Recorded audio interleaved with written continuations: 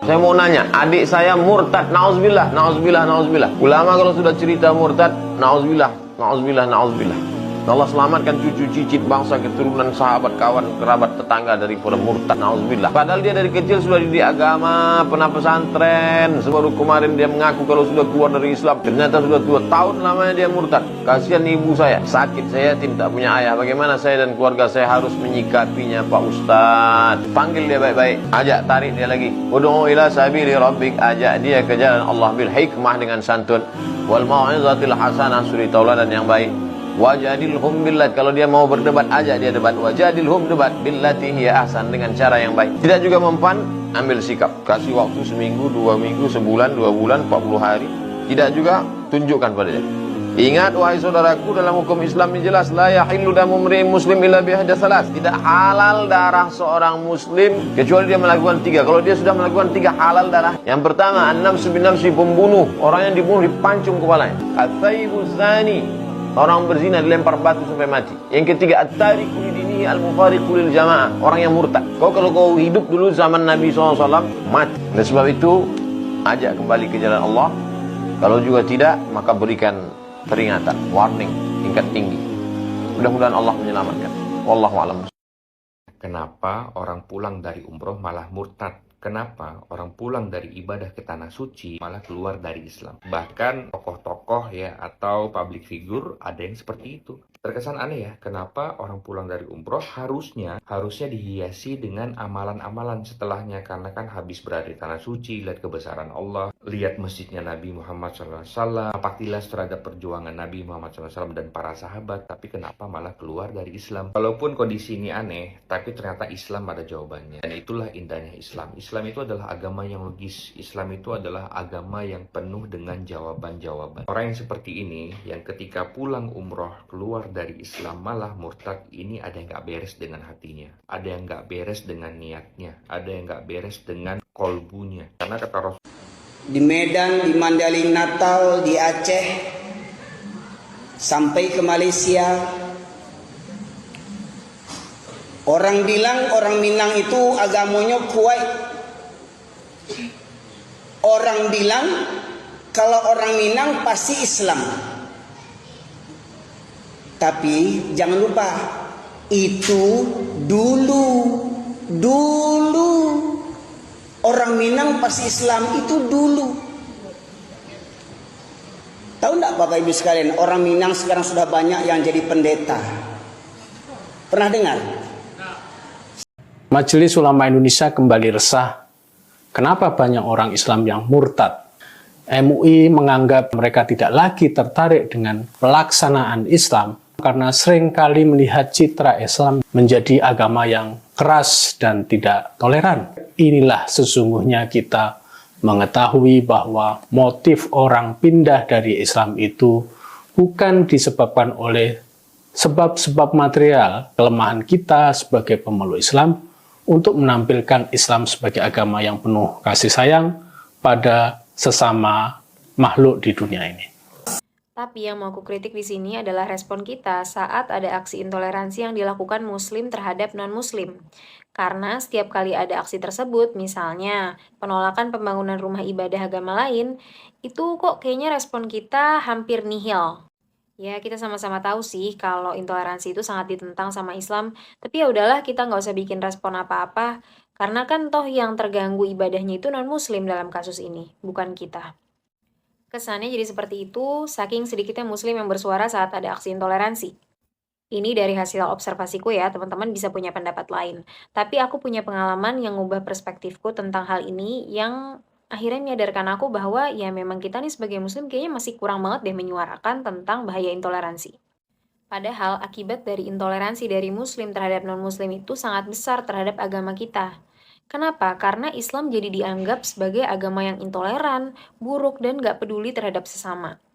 Karena orang-orang yang melakukan intoleransi ini adalah Muslim itu sendiri, kemudian mereka menggunakan atribut-atribut Muslim, dan menggunakan dalil-dalil agama yang entah dipelintir kayak gimana, sehingga membuat orang yakin bahwa Islam itu memang agama yang intoleran. Di sisi lain, pada saat terjadi penistaan agama Islam dari orang di luar Islam, non-Muslim, atau orang yang memang dia nggak suka sama Islam gitu, itu respon kita cepat dan masif banget. Kita menyuarakan secara masif di sosial media, membuat berbagai gerakan. Pokoknya nggak usah ditanya lagi deh kalau misalnya ada penistaan terhadap agama Islam yang secara langsung, pasti kita secepat itu. Di dunia Islam itu, kemurtadan itu banyak di mana-mana. Ada jutaan orang-orang Islam yang murtad dari agamanya gara-gara banyak kali alasan. Tetapi, ustadz-ustadz, ulama-ulama, dan sebagainya, banyak di antara mereka yang malah memberitakan hal yang sebaliknya. Di Amerika Serikat berbondong-bondong masuk Islam. Di Eropa berbondong-bondong masuk Islam. Ribuan umat muslim masuk Islam setiap hari dan sebagainya. Itu kan sebenarnya berita bohong, itu berita hoax. Tapi kenapa ditampilkan oleh ustadz-ustadz itu berita-berita itu? Ya untuk itu, untuk mengalihkan agar kita tidak resah, agar kita tidak berjuang, agar kita tidak fokus pada solusi. Tapi biar kita tentram, biar kita enak, biar akhirnya masalah yang sesungguhnya terjadi, yaitu kemurtadan massal di dunia Islam, itu ditutupi, bukan diselesaikan masalahnya. Karena kita tuh gak mau berjuang gitu, kita tuh pengennya rebahan gitu, pengen rebahan lihat kabar-kabar baik gitu. Padahal kalau misalkan kita lihat kabar buruk, kemudian menyikapinya, kemudian berpikir solusinya apa, mungkin kita akan menemukan masalahnya di mana dan kemudian menemukan titik terangnya apa. Tapi kita tidak mau melakukan itu, kita malah memilih untuk mencari kebohongan-kebohongan demi menutupi fakta itu. Makanya saya langsung, Islam belum sempurna, supaya mereka sadar. Karena mereka meyakini sudah sempurna, maka semua isi kandungan keputusan hukum-hukum agama yang berlaku berjalan sampai 1400 tahun sampai sekarang itu sudah sempurna. Tidak boleh dibatalkan, tidak boleh direvisi, tidak boleh disempurnakan, dan tidak boleh diganti. Tetap berlaku sepanjang zaman. Karena mereka meyakini Islam sudah sempurna, maka perbudakan adalah boleh. Ketika Arab Saudi melarang perbudakan, mereka demo. Kenapa melarang perbudakan? Padahal Allah tidak melarang perbudakan. Saya mau tanya pada Anda dulu. Anda yakin Tuhanmu memperbolehkan manusia dijual? Al-Qurannya ada kok. Boleh nggak beli cewek di pasar? Wa in khiftum alla ta'dilu fa wahidatan aw ma malakat aymanukum. Boleh nggak beli? Sudah sempurna, ya berarti boleh. Negara boleh melarang. Sudah sempurna. Jadi anak perempuan kita dikawinkan umur 5 tahun dikawinkan, sah nggak?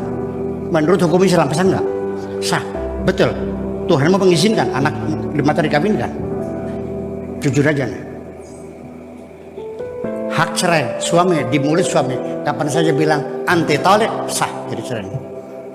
Siapa yang membela si perempuan? Perempuan manusia bukan sih? Kita bela di proses pengadilan. Demo juga mereka tahun 70 itu demo. Bagaimana melarang mencabut hak cerai suami, diserahkan ke pengadilan. Islam tidak melarangnya. Oh jadi sempurna. Itu persoalan. Jadi Anda merasa nyaman ketika anak kecil dikawinkan. Anda merasa nyaman anak perempuan bisa dipaksa. Anda merasa nyaman hak cerai di mulut laki-laki. Anda merasa nyaman istri sakit tidak wajib diberi nafkah. Kalau perlu saya bawa kitabnya, Madzhabul Arwah, bab nafkah. Jadi kalau istrinya sakit, suami tidak wajib kasih nafkah karena barangnya tidak bisa dipakai. Mau diterapkan hukum begini? Mau diterapkan? Perbudakan boleh. Lalu mau ditetapkan, umirtu an uqatilan nas hatta yaqulu la ilaha illallah. Aku diperintahkan kata Nabi untuk memerangi manusia sampai mereka mengatakan la ilaha illallah. Masih bisa dipakai hukum ini menyerbu negara orang lain tanpa alasan. Ini persoalannya. Ini persoalannya. Jadi kata Islam belum sempurna itu bukan menghinakan Islam, mengajak kamu maju berpikir. Makin lama makin jauh umat Islam semakin tergerus. Pemurtatan merajalela terutama di suku Aceh, Padang, Sunda, Betawi, dan Arab.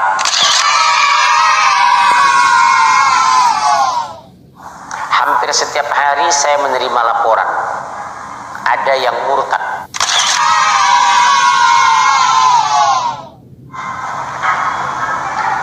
Di Jakarta Timur, enak dia mengatakan, maaf ya ma, saya sudah Kristen. Yang masuk Islam, jumlahkan semua agama itu menjadi 1078. Tetapi yang murtad dari Islam, Bapak lihat yang paling kanan jumlahkan 34 tambah 37 tambah 28 tambah 1 tambah 4 tambah 2 berarti 112. Artinya 178 yang masuk Islam dibandingkan yang keluar dari Islam 112, kira-kira 10 kali lipat. Ya, jadi kolom masuk Islam Bapak tumbahkan 178, kolom yang keluar dari Islam itu barisnya 112. Maka di sini paling banyak adalah murtadnya. Saya dengan Gus Dur bicara seperti ini. Kata Gus Dur, ya memang begitu Pak Sakur. Saya ini beragama kayak pegang bara. Dilepas nggak boleh, dipegang saya sakit. Ya kan artinya. Oleh karena itu, yuk sekarang kita berpikir. Jangan takut murtad dong. Daripada kamu mempercayai sesuatu yang tidak benar. Betul nggak? Ya iya, berpikir kritis. Selama ini kita dididik beragama ini dengan cara pejamkan matamu, matikan lampu, tutup jendela, kunci pintu. Yakinlah begitu caranya. Selama ini kan begitu. Pokoknya kan begitu. Yuk kita berbicara rasional. Itu yang saya inginkan. Dan ini akan terjadi perubahan nanti. Sebab kalau tidak dimulai dari pikiranmu, bagaimana bisa berubah?